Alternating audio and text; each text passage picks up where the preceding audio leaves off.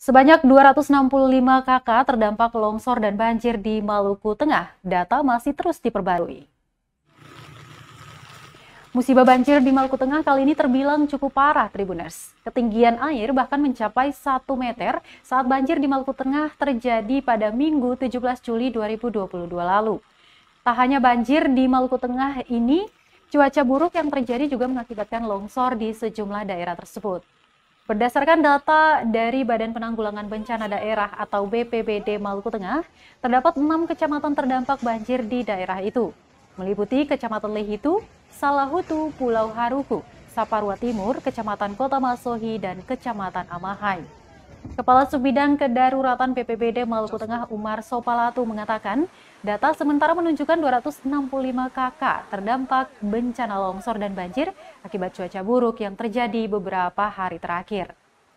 Berikut jumlah korban terdampak berdasarkan desa atau negeri.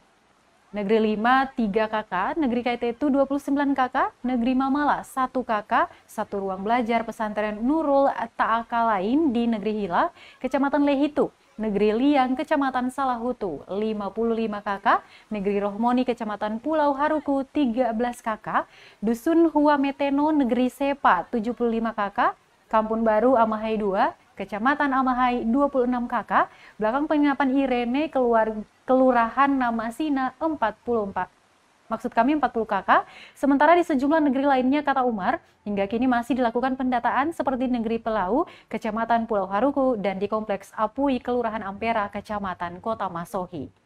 Teteh, maaf, Teteh.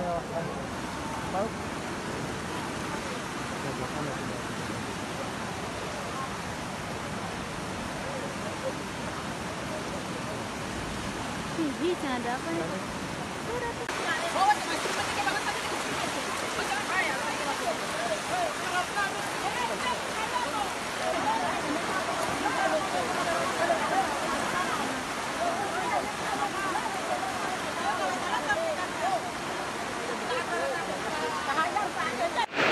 Terima kasih sudah nonton. Jangan lupa like, subscribe, dan share ya.